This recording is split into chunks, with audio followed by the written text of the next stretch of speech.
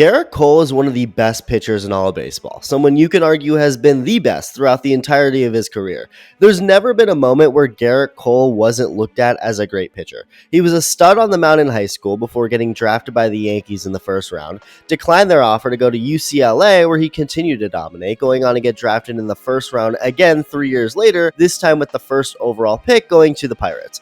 And whether he's been a Pirate, an Astro, or a New York Yankee, Cole's looked at as one of the game's premier guys. He's that good and deserves all the respect that comes his way.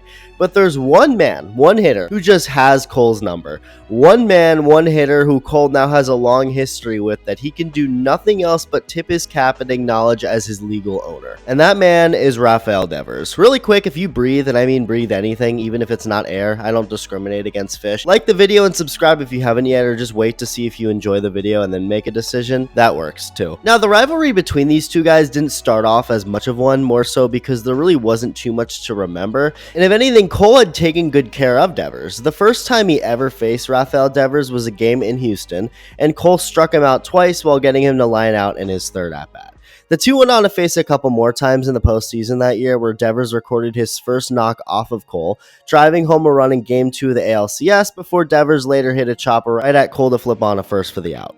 And the last time Cole faced Devers as an Astro would be May of 2019, where he'd get him to line out and strike out. So at this point in time, nothing really to note much of with these matchups, and that continued to be the case in Cole's first year as a Yankee. In the shortened 2020 season, only facing Devers one time that year, not striking him out at all, but getting him to just hit into outs. So there's no trouble for Cole against Devers, nor is there any sort of battle between the two of them.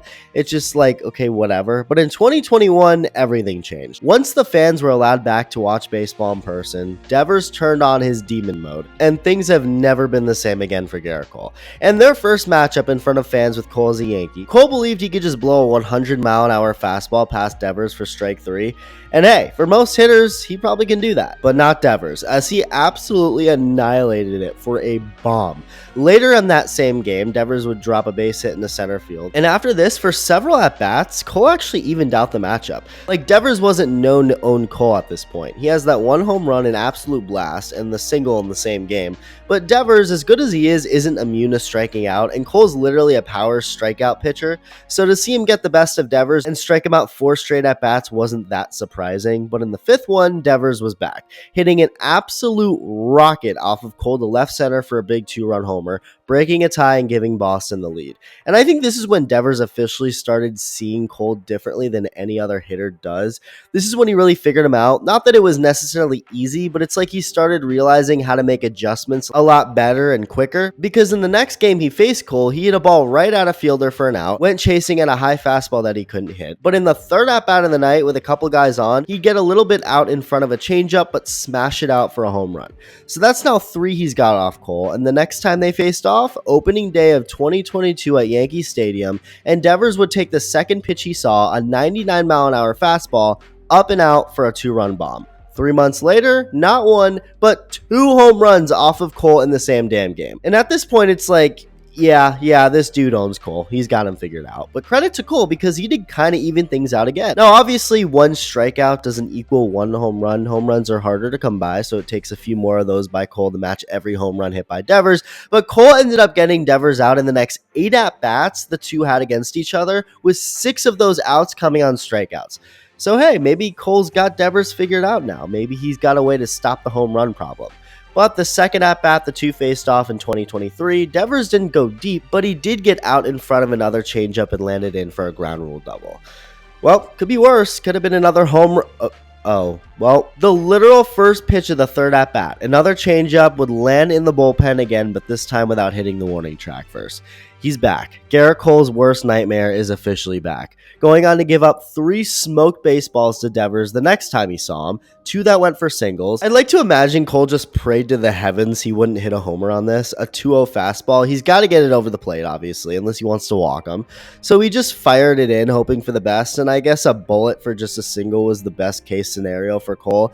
And then Devers would just miss a homer the third at-bat, hitting a shot out to the warning track in left center. So at this point, yeah, Devers full-on has the advantage here. There's really not too much Cole can do other than hope Devers swings too much at junk out of the zone, because this year, the latest edition of the rivalry between these two, Cole has been a lot more outspoken about how much Devers owns him, making it so if anything, it's really not much of a rivalry. And I feel like a couple of years ago, or even last year, Cole may have been a little bitter about the whole thing and how much he's owned by Devers.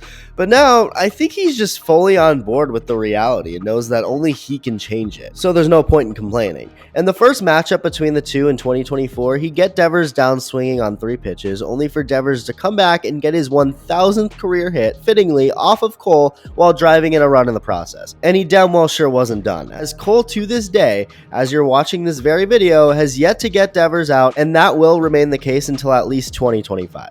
Devers went on to smoke yet another home run against Cole for an encore to his milestone day, throwing the bat at what looks to be a sign of disrespect to Cole, but I don't think he meant it as that. Earlier in this game, Alex Verdugo, who was traded to the Yankees from the Red Sox, had a really slow jog around the bases after hitting a home run, so I think this was Devers' way of saying, here we go, and waking up his own dugout. But Cole was visibly upset, like, come on, man.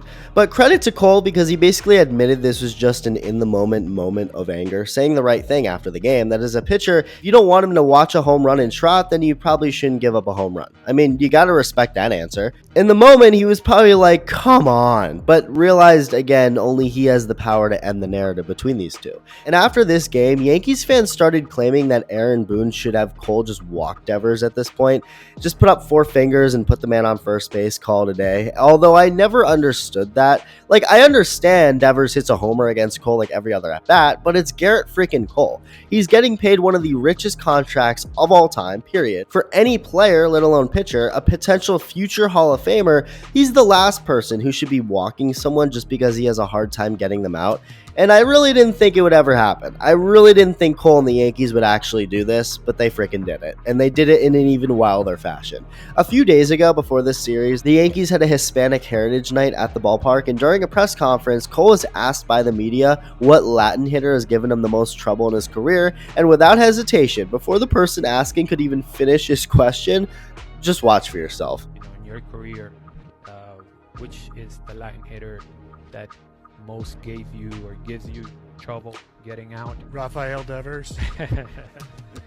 And that leads us to the final matchup between the two in 2024. Back at Yankee Stadium, Cole would miss and hit Devers with a cutter in the first at-bat, but it's the second one where something incredible happened, and it's because the at-bat didn't even take place. No pitches were thrown. With 1 out in the 3rd inning and nobody on base, Gerrit Cole and the Yankees decided to do just what the fans were saying he should do at this point.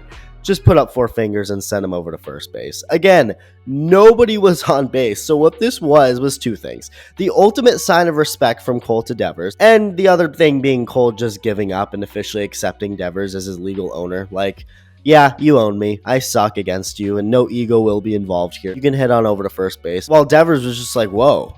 Oh my god, okay, wow, alright. They'd face one last time, a time that Cole had no other choice than to pitch to him because there were guys on base. In fact, it was the complete opposite situation from the last at-bat. Rather than every base being empty to just send Devers over to first, the bases were loaded, and after a first pitch fastball outside, Devers would take a low and away curveball and send it into right field for 2 runs. I mean, there's nothing else to say at this point, nothing.